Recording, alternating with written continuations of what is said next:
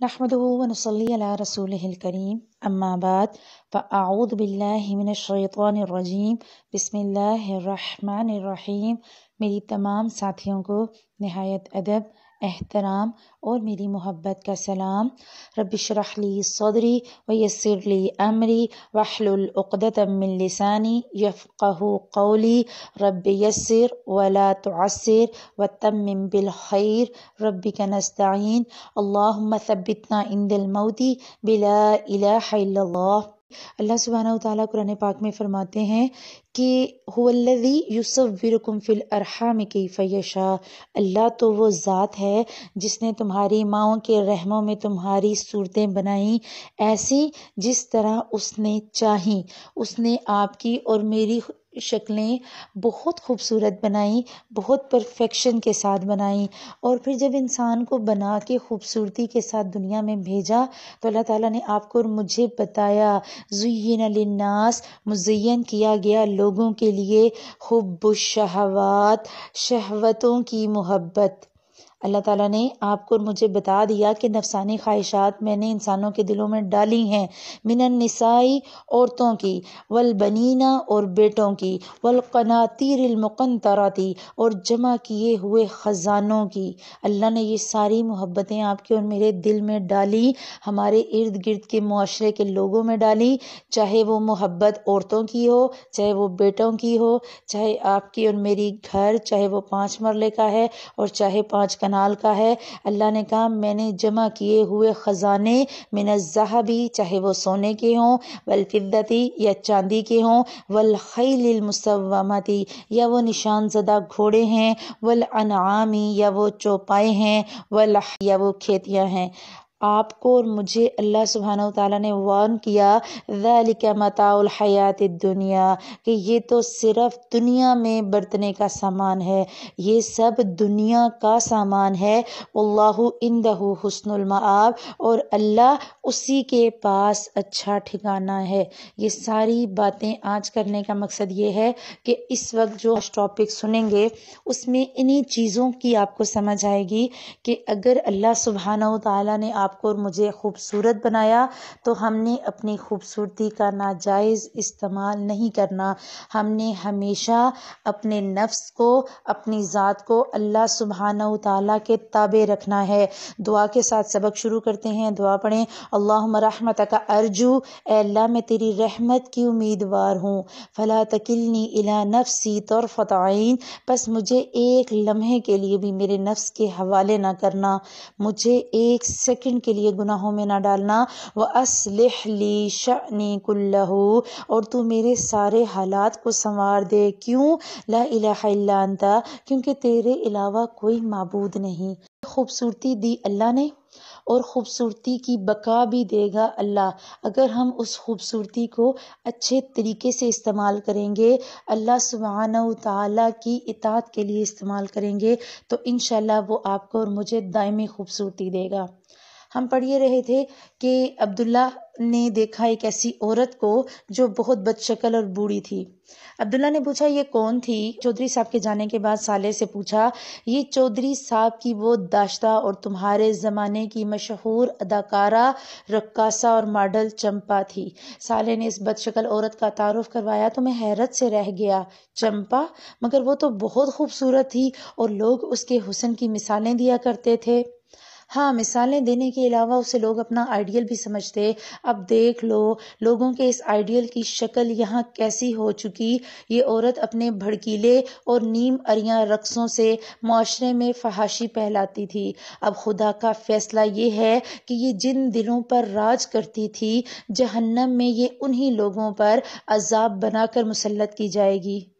صالح نے ہنستے ہوئے جواب دیا اور میں دل میں سوچنے لگا میرے زمانے میں فحاشی شاید انسانی تاریخ میں سب سے زیادہ عروج پر تھی۔ ٹیلی ویژن نے گھر گھر اس طرح کی اداکاراؤں کے جلوے بکھیر دیے تھے۔ اس دور کے تمام معاشروں نے فحاشی اور عریانی پھیلانے والی ایسی خواتین کو عزت و احترام کے بلند ترین مقامات پر بٹھا دیا تھا۔ فلمی اداروں اور ٹی وی چینلز کے مالکان کے نزدیک وہ عورتیں مال کمانے کا سب سے سستا اور آسان ذریعہ تھیں، جن کے فحش رقصوں، دلربا اداؤں اور کم لباسی کو بیچ کر یہ لوگ اپنی دولت میں خوب اضافہ کیا کرتے۔ نوجوان ان کے دیوانے تھے اور اپنی ہونے والی بیویوں میں وہ انہی صورتوں اور انہی صورتوں والوں کے نخروں کو تلاش کرتے۔ لڑکیاں انہی کے انداز و لباس کی نقل کر کے خود کو سنوارا کرتی۔ انہی کی وجہ سے شریف مگر عام شکل و صورت والی کتنی ہی لڑکیاں معاشرے میں بے وقت ہو کر رہ گئی تھیں۔ ان میں سے کتنی تو ایسی تھیں جو اپنے آنگن میں بہاروں کی راہ تکتے تکتے سفید بالوں کی خزاں رت تک جا پہنچیں، اور کتنی ایسی تھیں جو معاشرے کی ناقدری کے داغ کو اپنی شرافت کی چادر میں چھپائے دنیا سے رخصت ہو جاتی۔ میرے چہرے پر دکھ کے آثار واضح تھے۔ یہ آثار صالح نے پڑھ لیے تھے۔ وہ میرا ہاتھ تھامے خاموشی سے ایک طرف بڑھنے لگا۔ کچھ دیر کے بعد ایک اور جگہ ٹھہر کر بولا، خدا نے تمہارے دکھوں کو دور کرنے کا ایک اور انتظام کیا ہے، مگر بہتر ہوگا کہ اسے دیکھنے سے قبل گزری ہوئی دنیا کا یہ منظر بھی دیکھ لو۔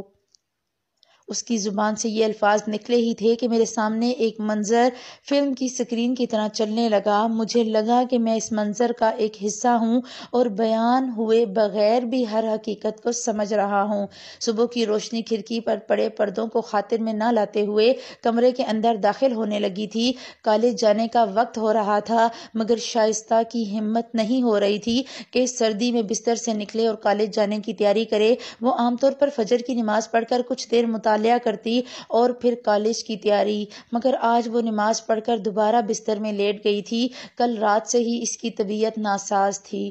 نہیں، مجھے کالج جانا ہوگا ورنہ اسٹوڈنٹس کا بہت نقصان ہو جائے گا، اور پھر امی ابو کے لیے ناشتہ بھی تو بنانا ہے، اس نے دل میں سوچا اور ہمت کر کے بستر سے اٹھ گئی۔ دھیرے سے چلتے ہوئے وہ برابر والے کمرے کی طرف گئی جو اس کے والدین کا تھا۔ اس نے آہستہ سے دروازے کو کھولا، دیکھا وہ دونوں گہری نیند سو رہے تھے۔ اس کے چہرے پر ایک اطمینان بخش مسکراہٹ آ گئی۔ شائستہ نے اپنی ساری زندگی اپنے گھرانے کے نام کر دی۔ اس کے والد اس کے بچپن میں ہی معذور ہو گئے تھے۔ وہ 3 بہنوں میں سب سے بڑی تھی۔ والدہ نے سلائی کر کے بمشکل تمام انہیں پڑھایا۔ تعلیم مکمل کر کے اس نے پہلے اسکول اور پھر ایک پرائیویٹ کالج میں پڑھانا شروع کر دیا۔ وہ اس کے خواب دیکھنے کے دن تھے۔ وہ بہت خوبصورت تو نہیں تھی، لیکن جوانی خود ایک حسن ہوتی ہے، مگر اس کی زندگی میں تو جوانی کا مفہوم بس ایک ذمہ داری تھا جس میں خوابوں اور خواہشوں کی کوئی گنجائش نہ تھی۔ گھر کا خرچہ، والد کا علاج، مکان کا کرایہ اور چھوٹی بہنوں کی تعلیم۔ دونوں چھوٹی بہنیں خوش شکل تھیں، بڑی ہوئیں تو آنے والے ہر رشتے کا رخ انہی کی طرف تھا۔ شائستہ راہ کی دیوار نہ بنی اور خوشی خوشی بہنوں کو ان کے گھر آباد کر دیا۔ یہ ذمہ داریاں پورے کرتے کرتے اس کی جوانی ڈھلتی چلی گئی اور اب وہ بوڑھے والدین کا بوجھ اٹھانے کے لیے تنہا رہ گئی تھی۔ ان حالات میں اس کا سہارا خدا کی ذات تھی۔ اسے خدا سے بہت شدید محبت تھی، اتنی محبت کہ زندگی کی کسی محرومی نے اس کے اندر تلخی نہ آنے دی۔ وہ نماز روزے کی پابند تو بچپن سے تھی، مگر خدا کی محبت کی یہ مٹھاس اسے اس کے روحانی استاد عبداللہ صاحب کی کتابیں پڑھ کر ملی، اور اب یہ اس کی زندگی کا مشن تھا کہ وہ خدا کی بندگی اور محبت کی یہ مٹھاس اپنے نوجوان طلبہ تک منتقل کرے۔ وہ ایک بہترین استاد تھی اور اس کے طلبہ اس کی بہت عزت کیا کرتے، اسی لیے وہ ہمیشہ اس کی بات توجہ سے سنتے اور شائستہ شوق سے انہیں پڑھاتی تھی۔ مگر آج نہ جانے کیوں اس کا دل بہت اداس تھا۔ شاید طبیعت کی خرابی کا اثر تھا کہ وہ ڈپریشن کی کیفیت میں آ گئی۔ ناشتے سے فارغ ہو کر وہ آئینے کے سامنے کھڑی کالج جانے کی تیاری کر رہی تھی۔ اس نے اپنے چہرے کو غور سے دیکھا۔ ڈھلتی جوانی کے سارے اثرات اب ظاہر ہو رہے تھے۔ وہ ایک قرب کے ساتھ مسکرائی اور خود کو مخاطب کر کے دھیرے سے بڑبڑائی، شائستہ تم ہار گئیں، تمہارے حصے میں تنہائیوں کے سوا کچھ نہ آیا۔ یہ کہتے ہوئے اس نے آنکھیں بند کر لیں۔ شاید یہ اس بات کا اعتراف تھا، مگر اسی لمحے استاد عبداللہ کی ایک بات اس کے کانوں میں گونجنے لگی، جو خدا سے سودا کرتا ہے وہ کبھی نقصان نہیں اٹھاتا۔ ایک مسکراہٹ کے ساتھ اس نے آنکھیں کھولیں اور ٹھہرے ہوئے لہجے میں بولی، دیکھتے ہیں، دیکھ لیں گے، اب وقت ہی کتنا بچا ہے۔ یہاں دعا کریں رب ارحمہما کما ربیانی صغیرا۔ اللہ سبحانہ وتعالی ہمارے والدین پر بھی رحم کرے۔ ہم میں سے جن کے والدین زندہ ہیں اللہ سبحانہ وتعالی ہمیں ان کی اطاعت اور فرما برداری کرنے والا بنائے، اور جن کے والدین اس دنیا سے رخصت ہو گئے اللہ سبحانہ وتعالی اپنی رحمت کی چادر ان پہ اڑھائے، اور اللہ سبحانہ وتعالی ان کی قبروں کو ان کا باغ بنائے۔ اولاد کی محنت کی وجہ سے اللہ سبحانہ وتعالی ان کے والدین کے درجے آخرت میں بلند کرے انشاءاللہ تعالی۔ منظر ختم ہو گیا۔ میں نے سالے کی سمت دیکھ کر کہا میں تو اس لڑکی کو نہیں جانتا۔ اب جان لوگے، ویسے تم جو کچھ لکھتے تھے وہ بہت دور تک جاتا تھا، سالے نے جواب دیا، اور ساتھ ہی میرا ہاتھ تھامے ایک سمت آگے بڑھنے لگا۔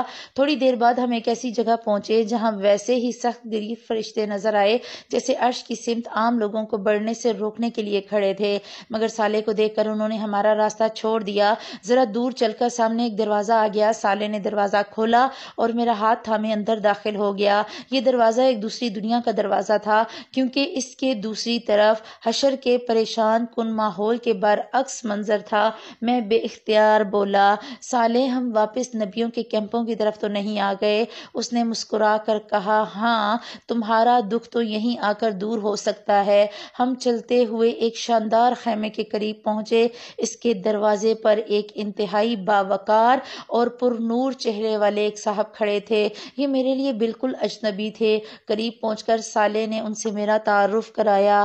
یہ عبداللہ ہیں، محمد رسول اللہ صلی اللہ علیہ وسلم کی امت کے آخری دور کے امتی، اور آپ نحور ہیں، یرمیہ نبی کے انتہائی قریبی ساتھی۔ نحور، آپ انہی سے ملنا چاہ رہے تھے نا؟ یہ ایک عظیم پیغمبر کے صحابی کا مجھ سے تعارف بھی تھا، اور یہ وضاحت بھی کہ میں یہاں کیوں موجود ہوں۔ میں نے نحور سے مصافحے کے لیے ہاتھ بڑھایا، لیکن انہوں نے پرجوش انداز میں مجھے اپنے گلے لگا لیا۔ میں نے اسی حال میں ان سے کہا یرمیہ نبی سے ملاقات کا شرف تو مجھے ابھی تک حاصل نہیں ہوا، لیکن آپ سے ملنا بھی کسی اعزاز سے کم نہیں۔ آپ کے نبی کے حالات اور ان کی زندگی میں ہمیشہ میرے لیے بڑی رہنمائی رہی، مجھے ان سے ملنے کا بہت اشتیاق ہے۔ یہ کہتے ہوئے میرے ذہن میں بنی اسرائیل کے اس عظیم پیغمبر کی زندگی گھوم رہی تھی۔ 6 صدی قبل مسیح بنی اسرائیل بدترین اخلاقی انحراف کا شکار تھے، اور اسی بنا پر اپنے زمانے کی سپر پاور عراق کے حکمران بخت نصر کے ہاتھوں سیاسی مغلوبیت کے خدائی عذاب میں مبتلا ہو چکے تھے، مگر ان کے لیڈروں نے قوم کی اصلاح کرنے کے بجائے ان کے ہاں سیاسی غلبے کی سوچ عام کر دی۔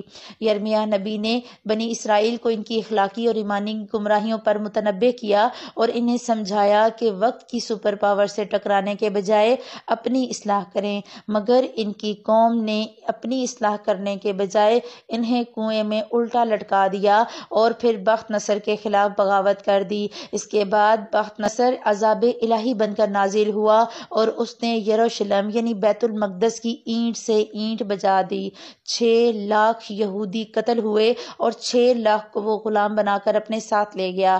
میں اسی سوچ میں تھا کہ نحور نے میری بات کا جواب دیتے ہوئے کہا انشاءاللہ ان سے بھی جلد ملاقات ہو جائے گی، مگر سر دست تو میں آپ کو کسی اور سے ملوانا چاہتا ہوں۔ یہ کہہ کر وہ مجھ سے الگ ہوئے اور خیمے کی طرف رخ کر کے کسی کو آواز دی ذرا باہر آنا، دیکھو تو تم سے ملنے کون آیا ہے۔ نحور کی آواز کے ساتھ ہی ایک لڑکی خیمے سے نکل کر ان کے برابر آ کھڑی ہوئی۔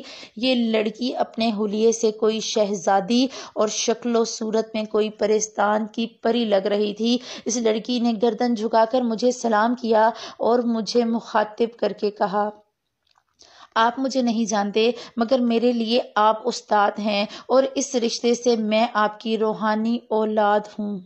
میرا نام شائستہ ہے۔ اب یہ وہی شائستہ ہے جس کی سٹوری ہم نے پہلے دیکھی کہ اس نے اپنے والدین کی خدمت کیسے کی تھی۔ گمراہی کے اندھیروں میں خدا کے سچے دین کی روشنی میں نے آپ کے ذریعے سے پائی۔ خدا سے میرا تعارف آپ نے کرایا۔ خدا کے ساتھ انسان کا اصل تعلق کیا ہونا چاہیے یہ میں نے آپ سے ہی سیکھا تھا۔ آج دیکھیے خدا نے مجھ پر احسان کیا، اور اب میں ایک عظیم نبی کے صحابی کی بیوی بننے جا رہی ہوں۔ تھوڑی دیر قبل سالے نے اسی لڑکی کو مجھے دکھایا تھا، مگر اب اس کی حالت میں جو انقلاب آ چکا تھا اسے دیکھ کر میں دنگ رہ گیا۔ لیکن اسے اس طرح دیکھ کر مجھے جتنی خوشی ہوئی انہیں الفاظ میں بیان نہیں کیا جا سکتا۔ میں نے شائستہ سے کہا، میری طرف سے آپ دونوں کو دلی مبارکباد قبول ہو، امید ہے آپ مجھے اپنی شادی میں بھی یاد رکھیں گی۔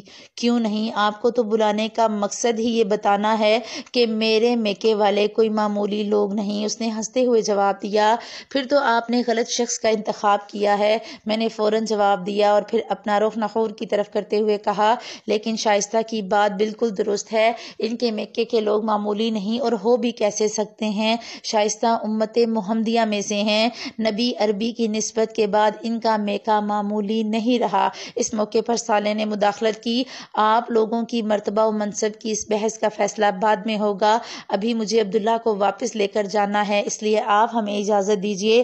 ہم ان دونوں سے اجازت لے کر واپس پلٹے تو صالح مجھ سے بولا، ہو گیا نا تمہارے دکھ کا مداوع؟